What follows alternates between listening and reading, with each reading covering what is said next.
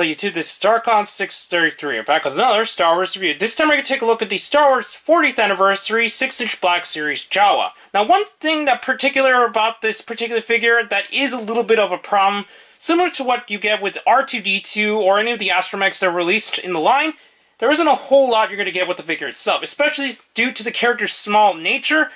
You're going to feel like you're a bit ripped off, although a lot of the design and detailing of the figure is really nice and it's up to par with a lot of the other 6-inch Black Series releases. On its own, just looking at what you're getting, you're not going to get a whole lot for the about $20 that each figure is priced at. Anyways, we're going to take a look at the box. The box, once again, is the vintage style card we've seen. It does have a picture of the Jawa there. And on the back, it does have the same promotions that we've seen with the other figures. So that pretty much covers the card. Now we're going to take a look at the figure itself. Now, unlike the vintage release, there is only one version of this figure, and it does not have any soft goods or anything. It's just the standard kind of plastic style character. Although it's made of a somewhat softer plastic, so it does have a somewhat kind of fabric feel, but it's definitely not made of fabric or any type of soft goods for what it is. Articulation-wise, the head does swivel left and right a bit, and it can look up and down okay. The head does have a little bit of hindrance due to how the actual hood is designed, and although it doesn't hinder it too much, it does have a few problems with it not being able to fully articulate, but that's fine since you're not going to really need to do that many crazy things with the Jawa anyway. It does have ball hinges at the shoulders, single jointed elbows, wrists can swivel. It does have a waist joint with a little bit of an ab crunch, but not a whole lot since it is on the standard kind of jointed of the waist for Black Series. Underneath it does have fully jointed legs, although because of the actual cloak piece, you're not going to really be able to use any other articulation inside. But it does have fully jointed ankles, so that pretty much covers the articulation. The overall sculpting, though, is really nicely done, and I think Hasbro did a fantastic job transitioning all the kind of little details on the actual Jawa suit. Looking up close, you do see a lot of little crosshatches and just overall detailing on it to make it look like it's some kind of cloak, although obviously it is made of plastic instead of soft goods, as mentioned earlier. It does have this little bandolier piece, which can be removed if I could tell. Actually, no, it doesn't look like this can actually be removed. I thought it actually had a little piece that you can actually unpeg, but it looks like this one doesn't have it.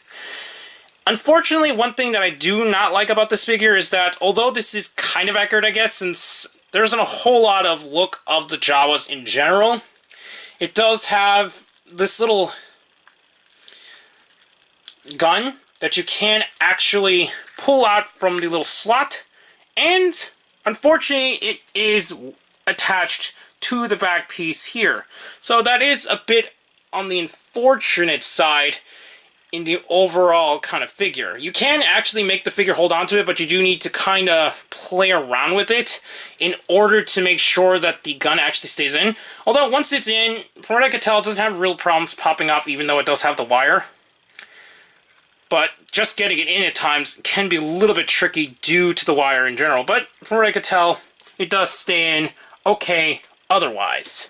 I decided to go a little bit close up just to look at the Jawa, since from the further angle it's kind of hard to see the overall designs of the Jawa itself. He does include this secondary gun, which is something that they actually used in the films. So it's nice that it actually does have that. It does fit in okay, although it's a bit awkward, and I think that's just the design of the actual gun that they use. It would have been nice if they actually had the little device that activated the restraining bolt on R2-D2 in A New Hope, but that's just kind of a nitpick since the overall sculpting and design is really nice, but it does kind of merit it due to the fact that you're not going to get a whole lot outside of the box on its own.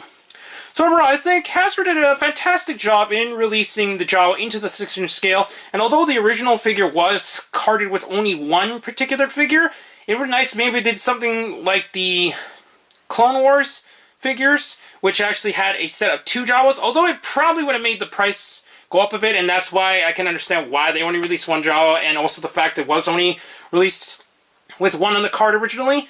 But other than that, I think it's a little bit on the pricey side for about $20 that it actually is priced for, especially if you want to get a lot of them, since there was a couple of Jawas within the films in general and a lot of displays.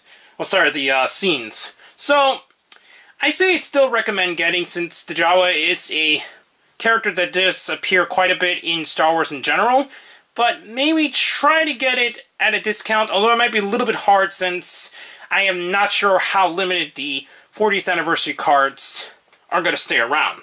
Although there are some sayings that this particular figure will also be released in the standard 6-inch Black Series box, but until I see more details, it's kind of hard to tell if that's actually really going to happen at this point. Anyways, please comment, subscribe, and check out Hero Club and Hirotaku. Also check my Twitter, Darkon633, and don't forget to check down the other channels down below. Please check the little bell at the bottom of the screen in order to see my content go up as soon as possible.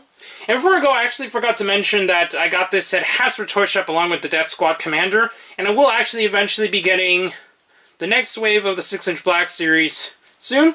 And also, I will try to get a Stormtrooper so I can finish out my set. Anyways, that's for now, and I'm back with more Star Wars reviews.